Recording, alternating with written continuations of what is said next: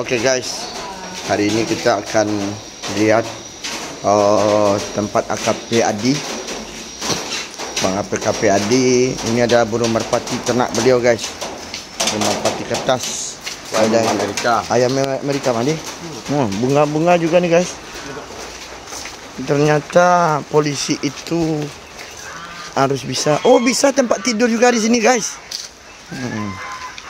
Ini ternak ayam guys. Ternak ayam Bang AKP. AKP itu dah. Iya, bebek ya. Nate sekarang sih kok. Iya, betul. Tempat natenya. Tempat netasnya guys. Ini telur kemarin kita makan guys.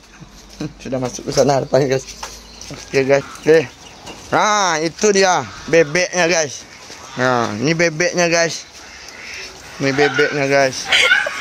Kandangnya guys.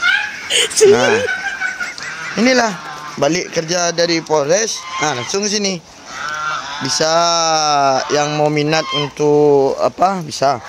Lama di sini duduk lagi guys daripada di rumah itu guys. Kiko duduk enggak. Berapa lama Bang Adi menetaskan bebek 27 hari. Bebek 27 hari. 27 hari. Ayam 21 hari. Ayam 21 hari. Aliso 32 bulan lagi ya.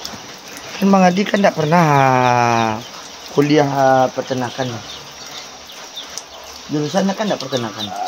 Jurusan buat apa? Buat kehilangan bentuk habis pulang dinas. Pulang dinas beliau. Saya kira beliau ini pulang dari rumah kayak kita kan. Pulang dari rumah kerja langsung di rumah. Beliau enggak. Ini pamenan kecil orang awak ya nak. Ya, pemainnya. Pulang dari dinas di Polres. Ini pulang dari Polsek. Dulu beliau Polsek Balai Selasa, Suranti, Polres. Pernah dulu dinas di Tarusan. Enggak lah. Cuma pernah main di Tarusan mana. Tinggal di ruang Tarusan. Sama Jawa. Kami sama orang Semando sih. Guys, ini Bang Adi guys sama orang Semando kami. Rupanya guys. Sama juga di Balai Selasa. Enggak bisa. Nah, tuh di ternak beliau.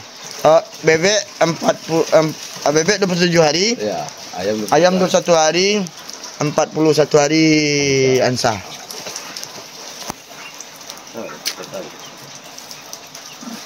Di atas rumah beliau itu ada serang walet.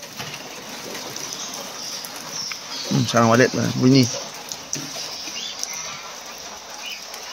Oke guys. Jadi hidup itu perlu disyukuri. La in syakatum la adinanakum wa la in kafartum in azab lasyadid. Semakin banyak kau syukuri, semakin berkah hidup kita. Ada tak ada, senyumin aja kata beliau. Senyumin aja.